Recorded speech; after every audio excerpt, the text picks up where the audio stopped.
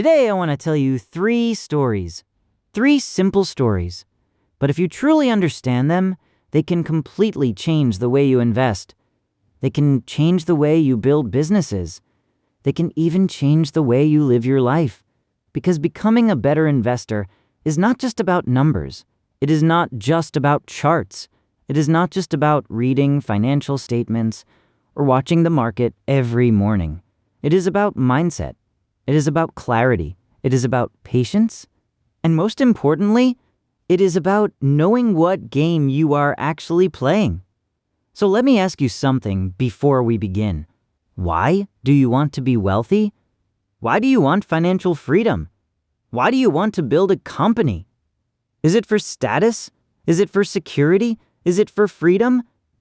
Or is it because you saw someone else do it and you thought you should too? These three stories will challenge you. They might even make you uncomfortable. But if you stay with me until the end, I promise you will see money differently. Let's start with the first story. The story of the fisherman. One afternoon in a small coastal town, a wealthy businessman was walking along the harbor. He was wearing an expensive suit. His shoes were polished to perfection. His watch probably cost more than most people in that town made in a year. As he walked, he noticed a small wooden boat tied to the dock. Inside the boat was a fisherman. The fisherman had just finished unloading several large, fresh fish into a bucket. They were beautiful. Recently caught, the businessman was impressed. He approached the fisherman and said, "That's an impressive catch. How long did it take you to get all those fish?" The fisherman smiled calmly and replied, "Not very long. About an hour? Maybe an hour and a half." The businessman was surprised. "Only an hour?" he asked. "Why don't you stay out longer and catch more?" The fisherman shrugged gently. "This is enough for today," he said. The businessman frowned slightly. "But if you stayed out longer, you could catch more fish. And if you caught more fish, you could sell them and earn more money." The fisherman looked at him and asked, "And then what?" The businessman's eyes lit up. "Well, with more money, you could buy a bigger boat." "And then?" the fisherman asked again. "With a bigger boat, you could catch even more fish. Maybe hire a few workers, build a small fleet.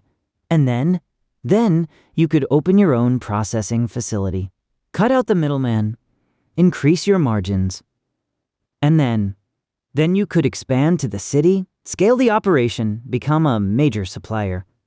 And then, the businessman smiled widely now. Then you could take your company public, sell shares, become very wealthy, maybe tens of millions." The fisherman nodded slowly. "And then," the businessman laughed, "then you could retire. Move to a quiet coastal village. Wake up without an alarm. Have breakfast with your family. Take your kids to school. Fish a little. Play guitar with your friends in the evening. Drink wine." The fisherman looked at him quietly, and then he said, "Isn't that what I'm already doing?" This story sounds simple. Maybe even obvious, but it hides one of the most dangerous traps in entrepreneurship and investing.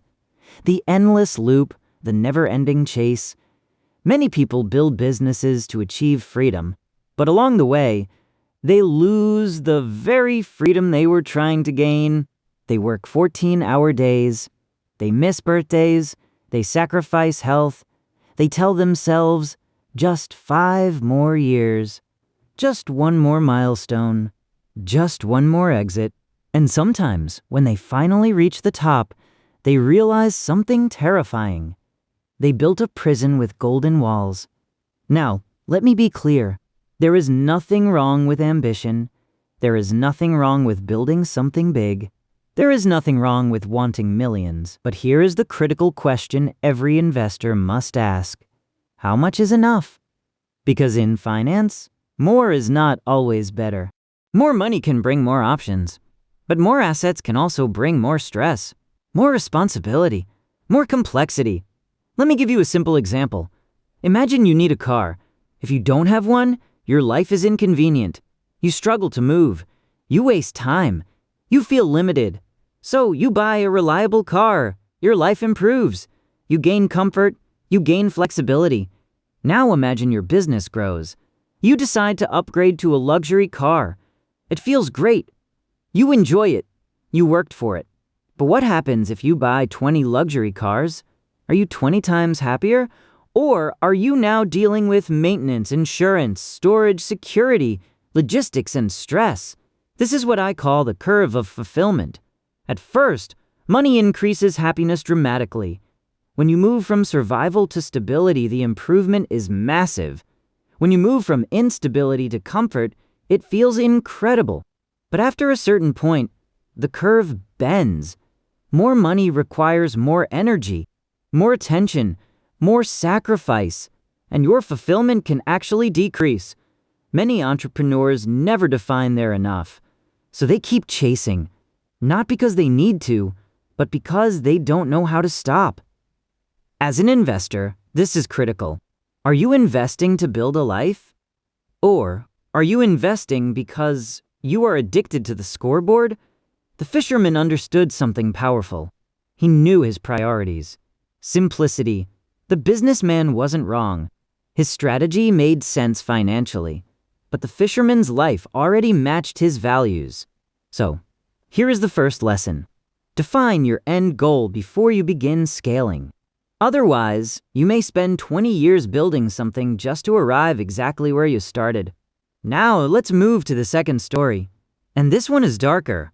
One day, a well-dressed stranger arrived in a small jungle village. The town was struggling. Tourism had declined. Jobs were scarce. People were worried. The stranger placed an advertisement in the local newspaper. It said he was willing to buy monkeys. $10 per monkey. Now, in that jungle, monkeys were everywhere. They were common. They were noisy.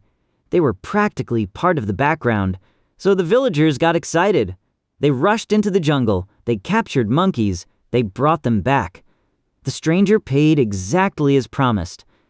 The town felt hope again. People were earning money. They were optimistic. Soon, monkeys became harder to find. The stranger raised the price to $20. Now, the villagers became even more motivated. They searched deeper into the jungle. They worked harder. They captured the remaining monkeys. Eventually, monkeys were nearly impossible to find. The stranger raised the price again. $25. Excitement returned.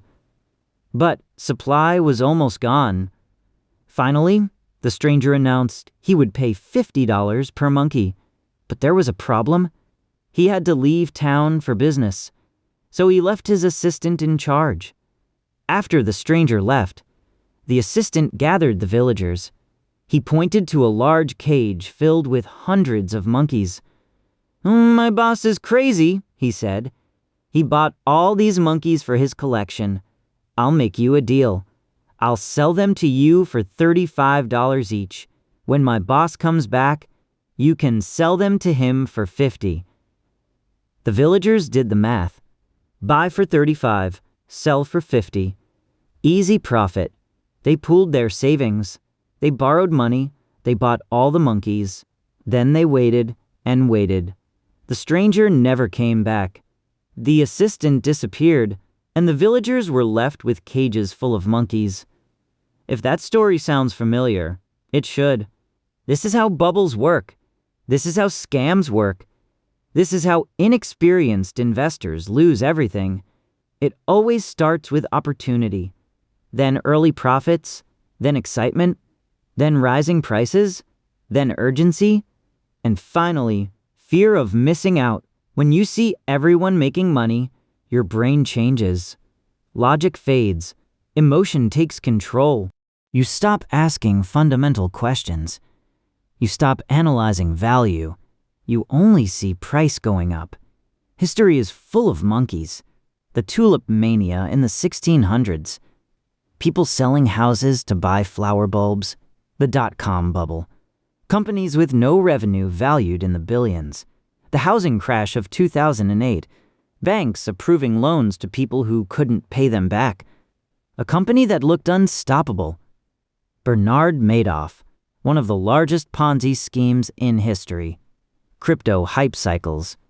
Coins created overnight, prices multiplied in weeks, then collapsed just as fast.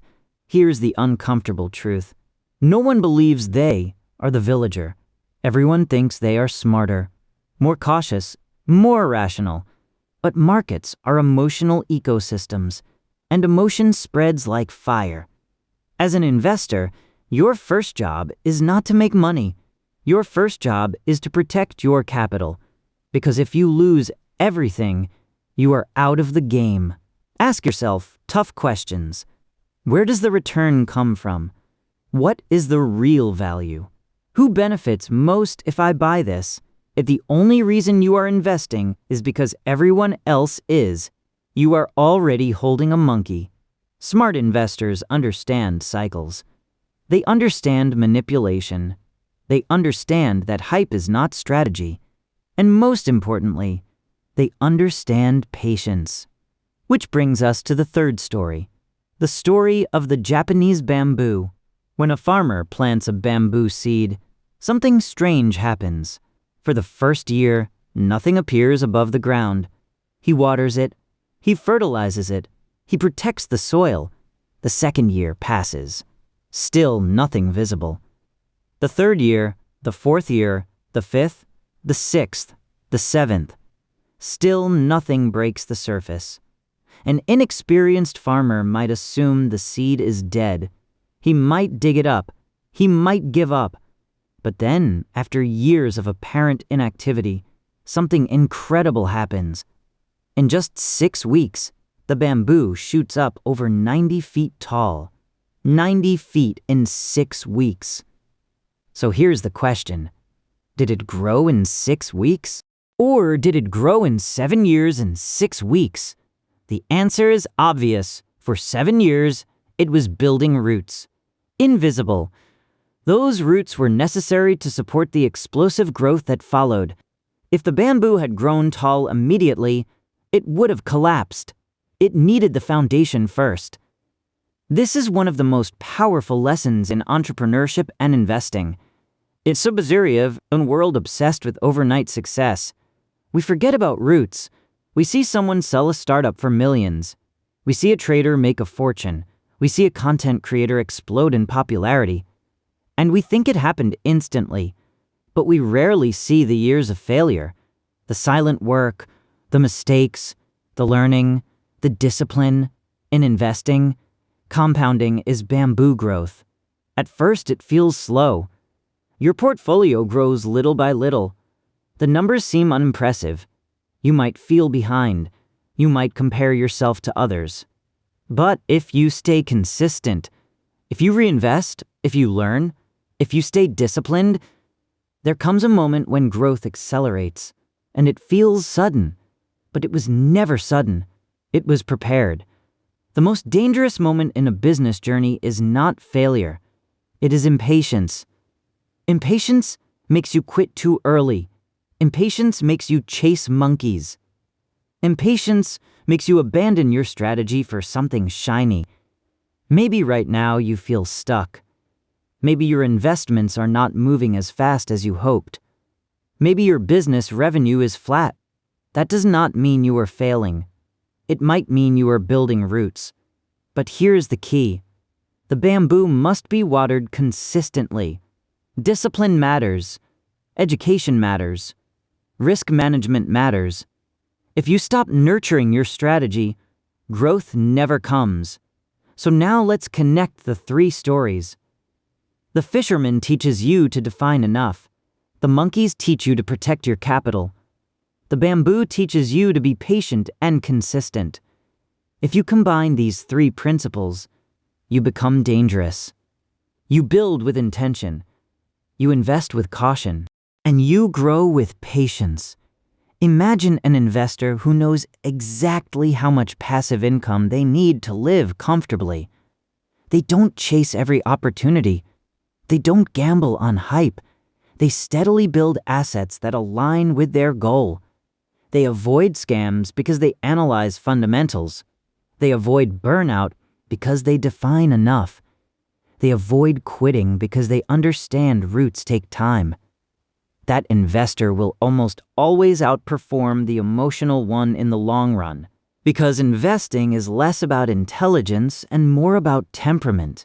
It is about controlling greed, controlling fear, controlling ego.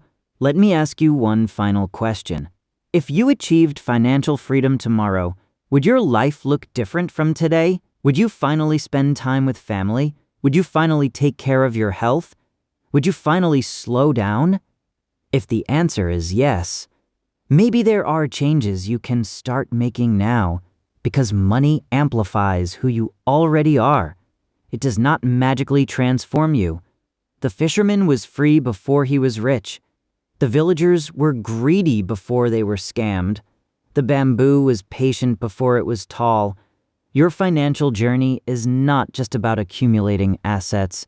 It is about becoming the type of person who can handle them. Define your destination, guard your capital, strengthen your roots, and remember this: money can be recovered. Opportunities can return. Markets will rise and fall again and again, but time does not come back. Build wealth? Yes. Build businesses? Yes. Invest wisely? Absolutely. But never forget why you started, because true financial freedom is not having the most. It is needing less. And when you understand that, you stop chasing monkeys, you stop running in circles, and you start growing like bamboo.